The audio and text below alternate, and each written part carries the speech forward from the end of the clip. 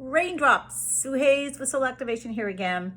So the word that I received when I was meditating about a week and a half ago was the word raindrops.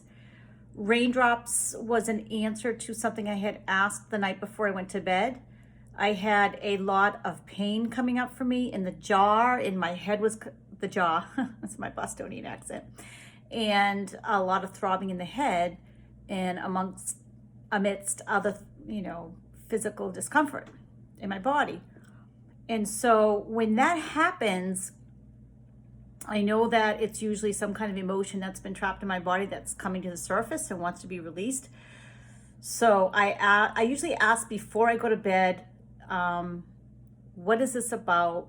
What can I be aware of? And how can I move this through? Like show me. Whether you're asking your higher self, God, the universe, your inner self, whatever, asking, it's just asking. And it's really helpful to ask before you go to bed, because then you're in that, your brain waves begin to slow down. And so a lot of times you'll wake up the next morning and you'll have greater awareness, you'll have your answer. And so that's what happened for me. Well, I probably woke up around 3 or 4 o'clock in the morning. And I heard that word raindrops. So I just kind of paid attention to that and said, okay, tell me more. What is that about?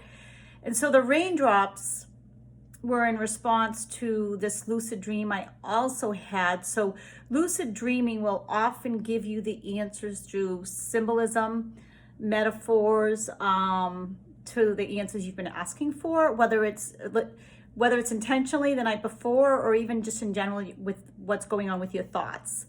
And so the lucid dream I had was this torrential downpour just pouring over my body. It was just torrential downpour. And rain is often associated with emotion, tears, and so they could be tears of joy or sadness or grief. For me, it was a lot of sadness. It was a torrential downpour.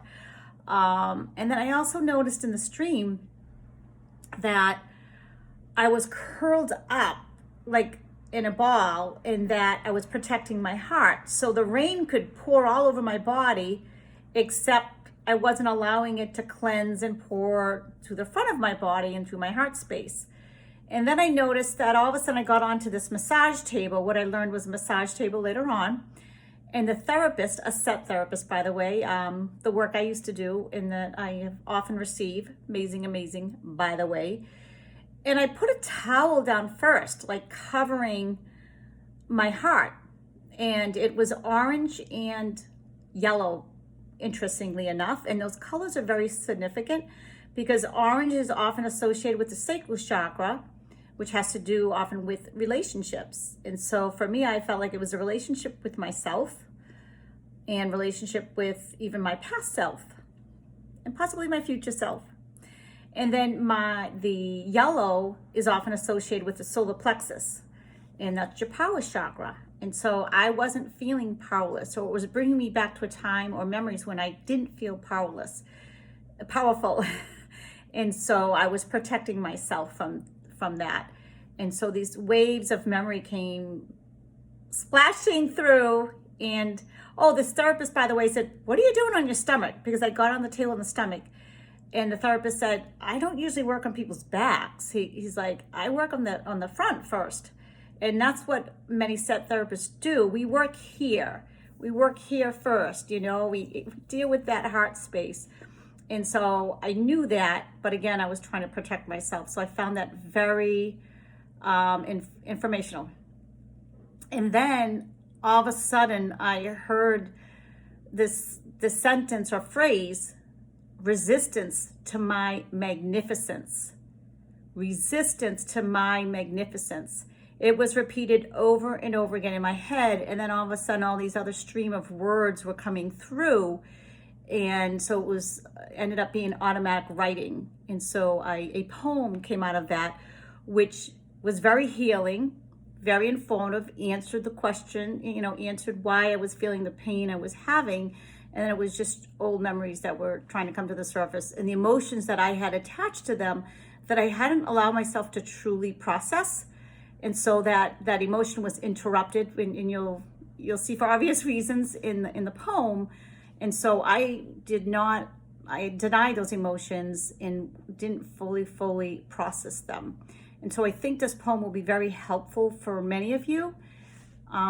If you're willing to be open to it. So here we go. It is called, I don't have it memorized, folks, so I'm gonna read it. Resistance to my magnificence. Resistance to my magnificence feels so crappy as I hold on tightly to that which keeps me from being truly happy. A torrential downpour of tears stream over my body, wanting to free and clear the debris of my sorrow and grief. Yet instinctively, I curl up into a ball, like a three-banded armadillo when touched, protecting my heart wall. The rain loosens memories of long ago, a hand covering my mouth, masking my screams for help. Screams that become silent for fear my being will be extinguished, that my being will be relinquished. Me not understanding why my life seems to mean nothing to someone who's supposed to love me as if I were something. Believing that I must be worthless, that I'm not meant to be heard or seen. Forgetting my own greatness. Forgetting that I am a magnificent being. These mistruths of unworthiness, my body desperately and continuously reveals through the discomfort and pain I often feel. My resistance to my magnificence creates a fight, a struggle against my own light, causing me to sleep more often, quelling the sleeping giant within, or so I think, until the giant wakes, wanting to be heard, reflected in the pain in my body, which becomes greater and greater as he speaks, louder and louder. He stomps on my heart as tears trickle to the surface through the cracks of my broken heart. My resistance to my magnificence causes me to retreat or lash out with a sleepy slumber of numbness or angry shouts. Finding it easier, or so it seems, to project my pain outwardly rather than focus my lens inwardly. Blaming and shaming others for my pain. My resistance to my magnificence creates a chasm of divisiveness, like the crack in my tongue, two opposing forces fighting within one. This illusion of separation, a microcosm of the world at large, society's pain, wanting to be heard and expressed, a barrage of insults and violence, like old useless junk filled to the top of a dilapidated garage. They call it the big reveal. We wait with bated breath, like an audience in a Broadway show waiting for the curtain to part. Yet the big reveal is not happening to us, but within us. An opportunity to heal those trapped emotions, which in doing so will finally lift the veil to my magnificence, to our magnificence. So I have found that in my life, I'll be going with great momentum. And all of a sudden I kind of just like drop off, bam, I feel like I hit a wall. In the momentum, I've lost it. I start sleeping more, I don't feel good. And so it's a pattern that I've learned as a way to squelch that sleeping giant and those emotions that I've stuffed deep down. And I just didn't really understand it. I'm like, what is going on? And so that is what I had asked also, is that I was really getting the momentum going and then boom, it just stopped.